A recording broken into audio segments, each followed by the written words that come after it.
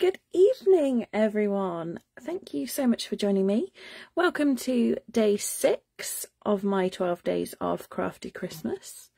I am coming to you live this evening on Facebook, and the replay will be posted onto my YouTube channel as well. So if that's where you prefer to watch, then you can do so. I'm just going to take a moment to make sure that I am in fact live in the right place, and hopefully that I am the right way round. Let's just double check. No, I am not the right way round. Okay, let me just rotate the camera. Ooh. And you get a little sneaky peek at what's on my desk this evening. So I'm just going to do a little adjust for a second, just so that you're a little bit straighter and you've got a bit more of my workspace in view. Okay, that looks a little bit better. If you're joining me live, I would love for you to comment and let me know that you're here. If you're watching on the replay, let me know that you're watching on the replay too. So today I'm going to be making a card with you. I was having a little look through my stash and I found some slimline envelopes. They are long since retired. We had them in 3 different colours. They are basic white, I think it's grey granite, and then soft succulent. They're not available anymore, but you can make slimline envelopes really easily. Actually, maybe I'll do a video tutorial on how to make a slimline envelope, perhaps after my 12 days of Crafty Christmas is over. But I'm going to be using this as my envelope today, so we're going to be doing a slightly different sized card to normal. So I'm going to pop my envelope to one side for the moment, and I'm going to bring in my paper trimmer. So I am going to be using today some cherry cobbler cardstock, and I am going to rotate my paper and I'm going to cut at 19 centimetres. Like so, and then I'm going to score at 9.5 centimetres, and that is going to give me my slimline card base. Making sure to use the scoring blade and not the cutting blade. There we go, so that is our card base. I'm just going to check that against my envelope just to make sure that my measurements work, and they do. I could have made it a little bit longer if I'd cut the card the other way, but I'm quite happy with that in terms of size. So I'm going to put my arm down now, because I'm going to cut my front panel, and my front panel is going to measure 14.35 centimetres by, no, that can't be right.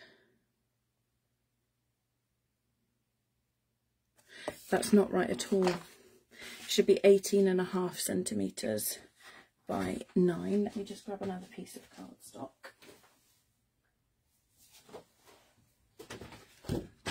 So I will need the arm.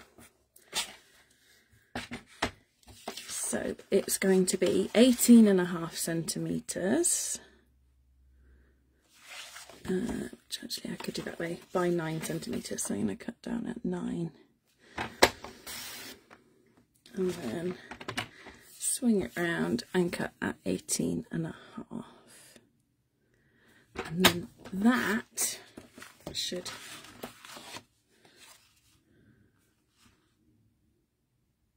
what have I done? Hang on.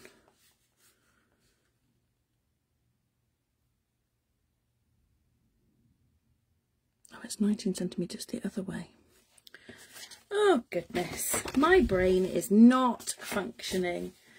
Right, third time lucky.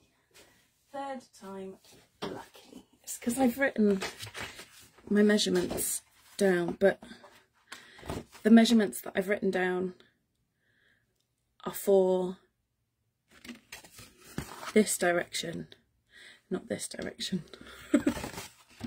So I need a piece of cherry cobbler cardstock that is 20.5 centimetres by 9 centimetres. That's right, isn't it? Yes, 9 centimetres.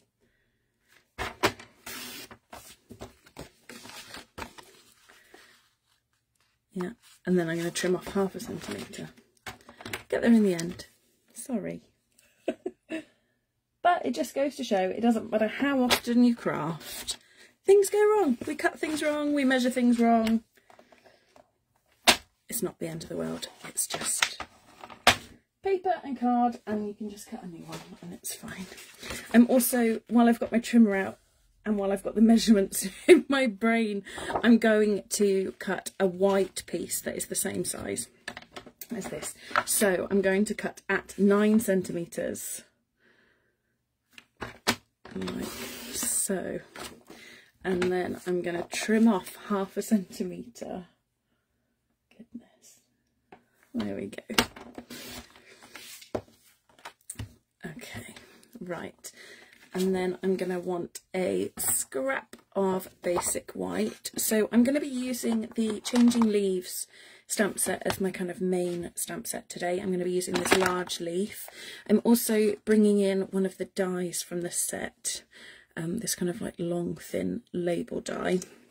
And then for my sentiment today, I'm going to be using the Wishing You a Festive Christmas from the Trucking Along stamp set. So I'm going to line those out of the way. I'm going to trim off a scrap for, I haven't got a scrap big enough handy, so I'm just going to trim off some white for that, and then we can pop the trimmer to one side. Okay, so the white panel is going to go on the inside of my card, and then the cherry cobbler is going to be the front of my card, and we're going to do a little bit of heat embossing. So I have got my large leaf stamp just here. I've got my embossing buddy and my Versamark, and I've got my trusty baking tray and spoon of gold embossing powder. This is kind of how I'm keeping it at the moment because I'm using the gold an awful lot with all of my Christmas cards and Christmas creations. So I don't have kind of a completely clear idea of where I'm going with this, but we're just gonna roll with it and see what happens. So I'm gonna dust over my cardstock with my embossing buddy, and then I'm gonna ink up my stamp with some Versamark. And I'm not too worried about the kind of stem because I'm going to stamp so that it's kind of off the edge a little bit. I should have put my foam underneath. It looks pretty good.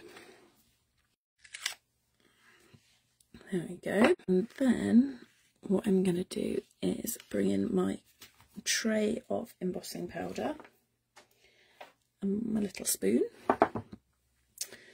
and then just going to dust the embossing powder over my stamped images like that. A little tap for the excess. Now I have got kind of a few little flecks of gold across the centre. I'm okay with that. I'm not worried about that for this project. You could go in with a paintbrush or even your finger and just dust those bits off, but I don't mind that they're there. So now I'm going to turn on my heat tool So I'm sorry if this is a bit loud for you, just wait for that to heat up. And then I'm going to heat that embossing powder until it's nice and smooth and melted. That's really nice and hot now.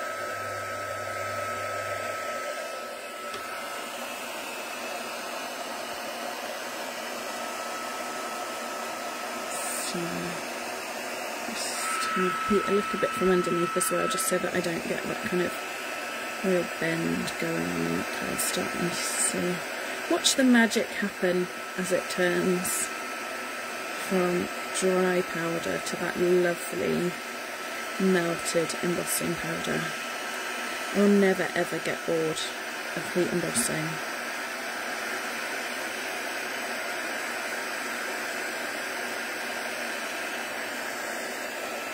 So there's kind of few little flecks in the centre. I'm going to let those melt as well.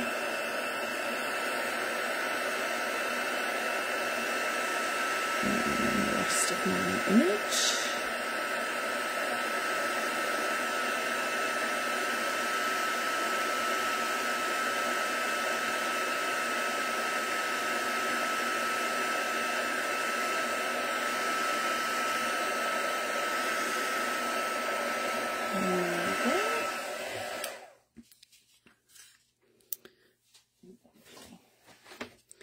Then I can pop my heat tool to one side.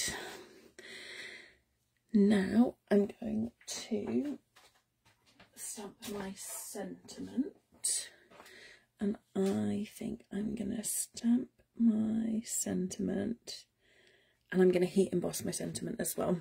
So I need to, oh, that was a long break, I think. Right, let's bring in my, so I've got my die and my piece of Whisper White, so I'm going to die cut, and then I'm going to do the heat embossing for my sentiment. So as always, my Stampin' Cut and Emboss machine is off to the side, just because if I have it on my desk, it's very wibbly wobbly. So, oops, there we go. So there's that, and then yeah, I was going to do it in I was going to stamp in red, but let's go all out with the heat embossing, why not? So bring in my Stampin' Pierce mat underneath my embossing buddy, and then on we go with our Versamark, and then bring back in my embossing powder, and then sprinkle that, give it a little tap. That looks pretty good.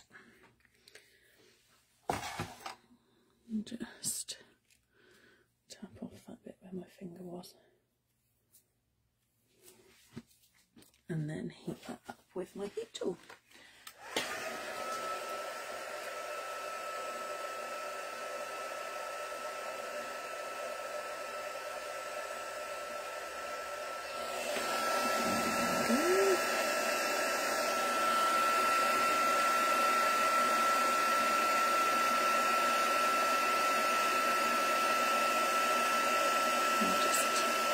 And wait for the magic to happen, and try not to burn your fingers. You really should get the set with the tray and the tweezers. That would make life a lot easier. So there's my sentiment ready. Now I'm going to bring in, let's mine those bits out of the way. I'm going to bring in a blending brush and some real red ink. And let's bring in a scrap of paper to pop in underneath.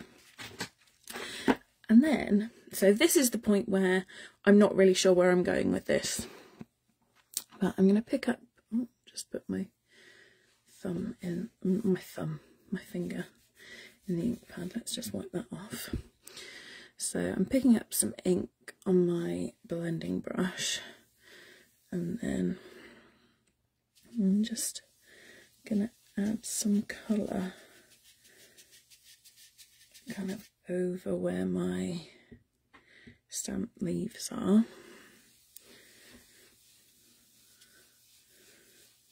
Just kind of over that whole lower section.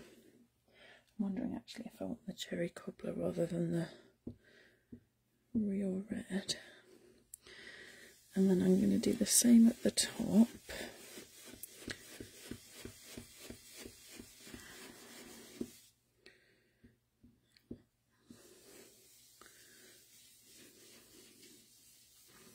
So I'm keeping kind of a lighter section kind of in the centre. I don't know how easy that is to see on camera. Let's just go in with a bit more ink. Just kind of darken it up a little bit more on the top section. I'm hoping that it's picking up on camera the difference.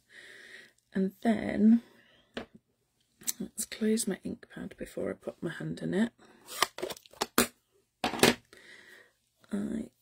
I should have grabbed a cloth. I want to wipe off the ink that is now on top of my embossing. Let me just grab my cloth.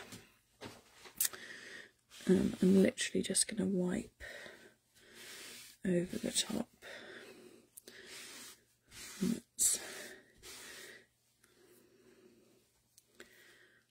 There we go.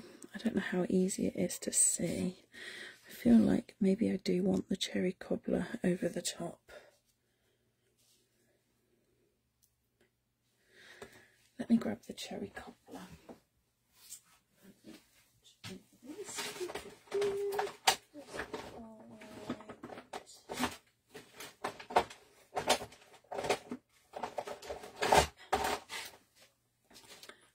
I want a little bit more of a contrast, I think. So let's pick up some of that.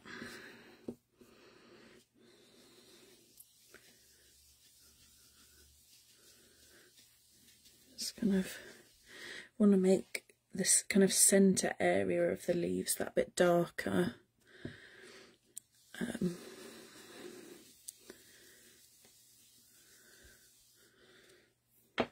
we go. Let's wipe the ink off that embossing powder again. That's better. That's more what I was going for. Okay, so then we've got our wishing you a festive Christmas. Just close that ink pad before I put my hand in that one. Okay, so card base. I am going to stamp on the inside. Let's just move my my blending brush and paper out of the way so I don't end up with red ink everywhere. And then I'm going to bring back in my leaf stamp and a little bit of that cherry cobbler ink, and just gonna kind of ink up some of that stamp. Let's bring that back in a second, just while I stamp the inside. And then I'm just going to stamp, so some of that leaf is on the inside like so. And then close the lid. Okay.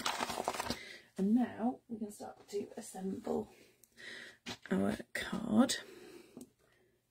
So I'm going to pop the inside in first. So let's flip that over and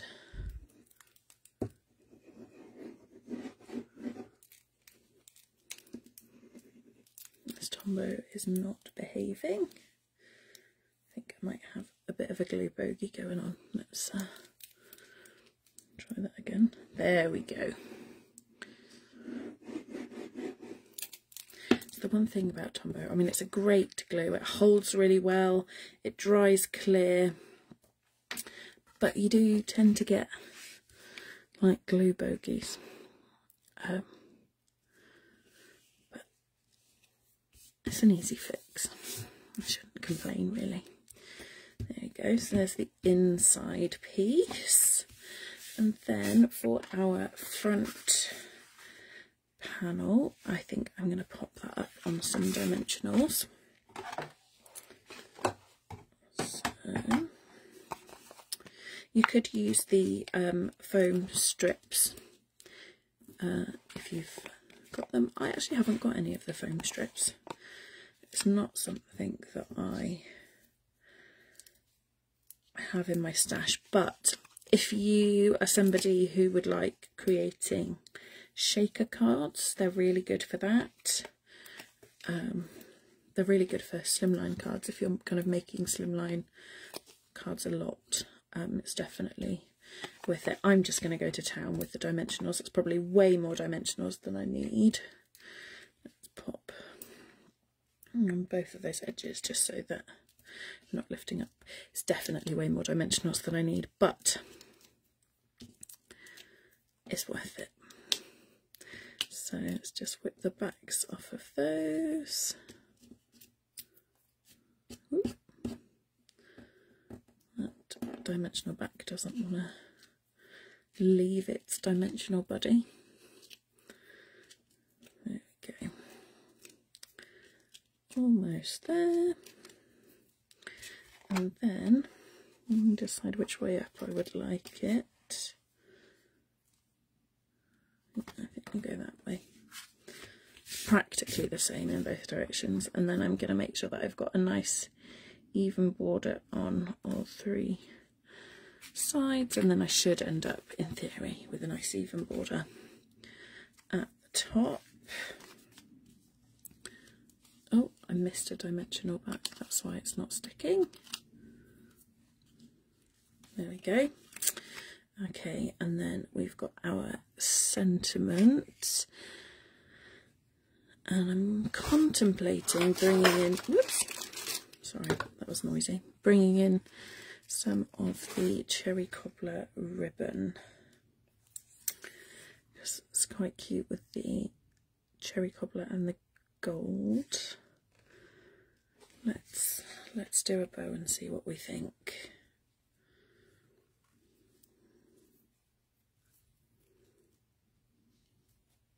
Oops.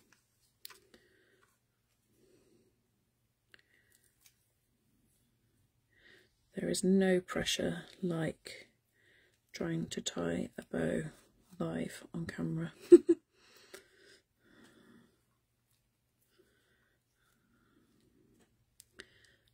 So that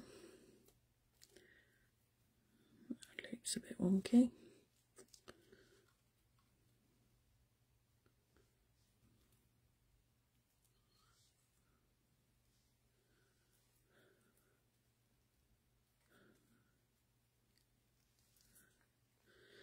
There we go. So yeah, I think we'll go with a bow. I'm going to pop my sentiment in the centre, and I am going to pop it on some dimensionals because I really enjoy dimension when I make cards. I use a lot of dimensionals. It's not for everybody. I know our colleagues in the US try and limit the amount of dimension for cards that are going to be posted because of the way that the US postal system works. I don't think you have to worry about that quite so much in the UK. It's more the cost of the postage with the kind of weight and the depth, rather than kind of things not surviving the post. So I kind of want to trim that down just a tiny bit more. and I'm going to pop my ribbon bow on a glue dot. Ooh. Which I have just off camera. There we go. Let's find the end one, and then just kind of pick it up and roll it at the same time, and then I'm going to pop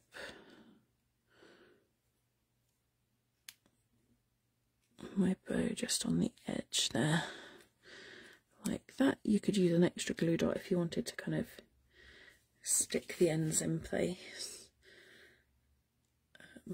or you could leave it just like that. You could pop a glue dot in all 4 places, so you could keep both loops and both ends in place if you wanted to. I think I might just pop one just behind that end that seems to kind of be being a little bit, maybe not. No, let's leave it as it is. No, it's going to irritate me. I'm going to stick it down. Let's just grab a glue dot and then pop it on the back there. Stick that down. There we go. There we have it. That is our card for day 6. Thank you so much for joining me. Like I say, obviously the live has been over here on Facebook, but I will be popping the video up over on my YouTube channel as well, so that you can watch over there. I will be back again tomorrow for you with day 7, and that will just post in the usual way. Yeah, so thank you so much for joining me. I do hope that you will come and join me again for day 7 tomorrow, and if you haven't already, that you might consider going back and watching days 1 through 5. I would also really appreciate it if you would subscribe to my YouTube channel if you aren't already, and follow me here over on Facebook too. Thank you so much for joining me. Take care. Bye.